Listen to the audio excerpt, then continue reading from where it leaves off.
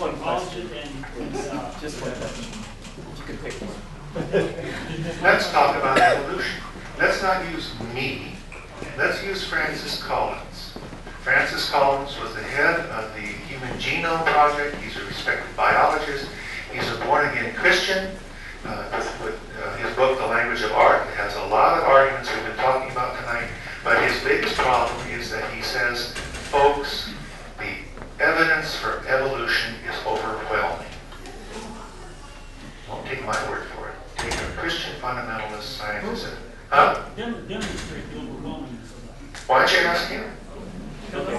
We're going to have to move on now. Another question, please. You in the Dr. Coolen, one of the central, basically, if your arguments were a tree, the trunk of your argument, I think, was sort of lampooning a statement that said that faith transcends rationality. Is that a fair statement? Not lampooning at all. I'm saying a fact. Okay. Hold it. Lampooning is a weighted word. Fair enough. Fair enough. I said that within the context of Christianity, from the time of Augustine to the present, I mean like last month, okay, that faith in common Christian context trumps reason. That's all I said. Okay. Okay.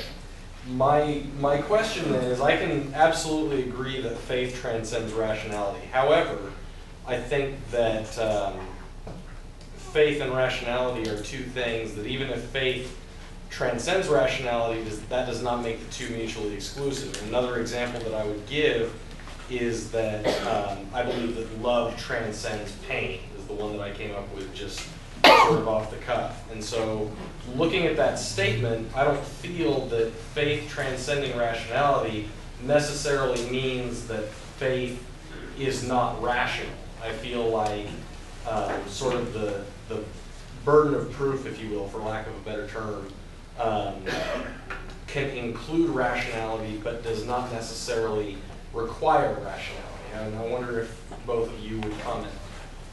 Sure, and I think the question I throw back is that within the context of Christianity, faith has always preceded triumph over reason. Then if that's true, why do you need reason? Why not? I would agree with Dr. Coolen's assessment of the attitude toward faith and reason that you find historically throughout the history of Christian thought. I would agree with that. That's why I am a radical biblicist rather than a historical Christian. Because as I read the Bible, I mean, the word that's translated faith from the Bible, pisteuo in Greek, is the plain old ordinary word for making an intellectual commitment to something that you believe is true.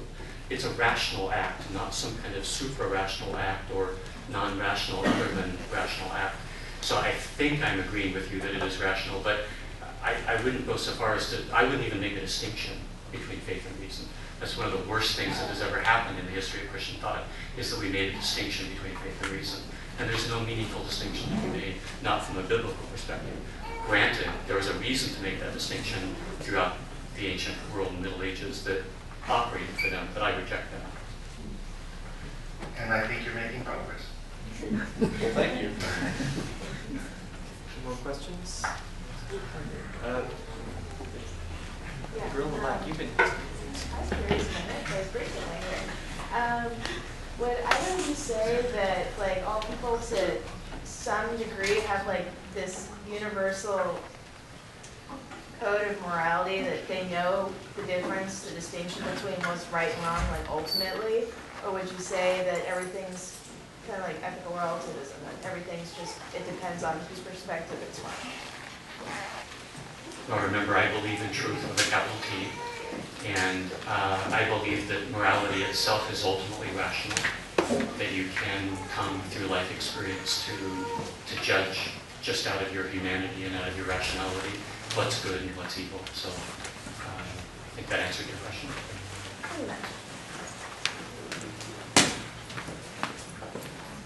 When you started asking the question, I was thinking about, for a long time, I wondered whether or not a universal DNA deep belief was that you shouldn't have sex with your own children. Okay. that somehow that was based in DNA, that produced bad things. Now, of course, I'm aware that in New Guinea there is one tribe that when the boys are reaching maturation, the men take them out and have them, boys service them orally so they can learn about sex. I don't know what to do with that. I don't know what to do with the fact that people are so protective of their own children and yet are able to kill other people's children so easily. And so I think the quest, certainly the quest for reason and faith is to say, can we find a place that we can move the world? Can we find a place that says, yes, this is what everybody believes and what everybody shares? And the closest I've ever seen, and I've done lots of anthropology because of my ethnomusicology, is that people by and large have their own version of the golden rule. And, I think that that's as good a rule to operate by as any. Well, when we brought up Hitler, there was an argument. I'm sorry. We're getting towards the end here. Colin, Rob, check it. This is for the gentleman on the right. No, my right. I think I'm starting to understand your perspective on kind of current affairs and your viewpoint on sort of the historical development of the Christian religion. I guess what I don't understand is, well, first, your perspective on rationality, because originally you said evil people can be rational, and then you said, oh, Hitler is not rational. He was a person without rationality.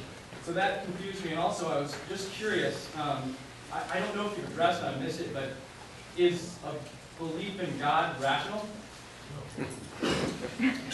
Yes, but it's absurd. Okay? I think that one position I'd like to say in this whole context is that people generally like to talk in their religions about what is a true Christian or a true Muslim or a true Mormon.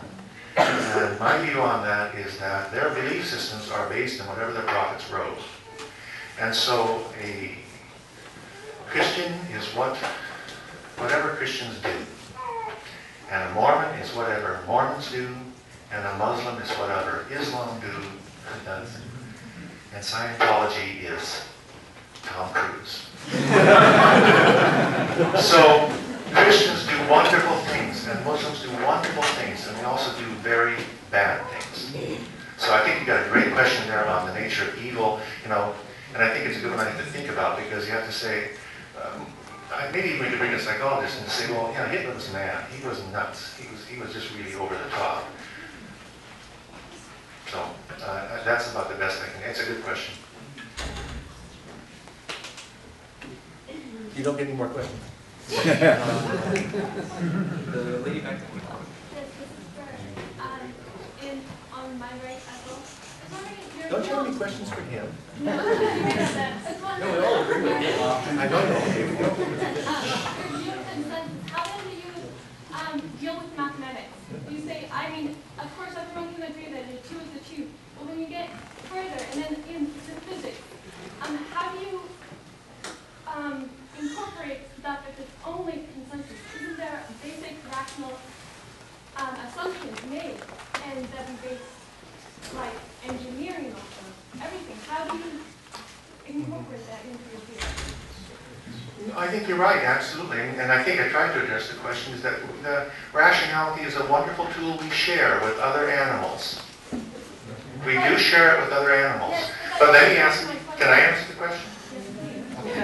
And that is that I do believe that there's certainly levels of rationality that are more profound and that have more evidence to back them up. And I rely on the evidence. I have no evidence at all of any spiritual being. I have no evidence there's a God. I have no evidence of a number of things, but I'll work with the evidence. I'll work with what I have. Yes, but that doesn't address the question of rationality and how you incorporate it into that consensus. Does that, if everything is consensus, is mathematics simply consensus? And if people decided, oh, mathematical equations are ridiculous, then would our buildings fall down? Well, I guess the thing is that, no, it's a good question, but it's not the truth in mathematics that often buildings did fall down. They had a consensus about it, and some buildings did fall down. I think that within mathematics, that people do have, it's basically an invention. Mathematics is an invention. It's an art. That is, you created it. So, Please don't mumble watching this. You got to respond? Well, I simply agree with the assumption behind the question that basic fundamental to rationality are things like logic and mathematics, and that they are true.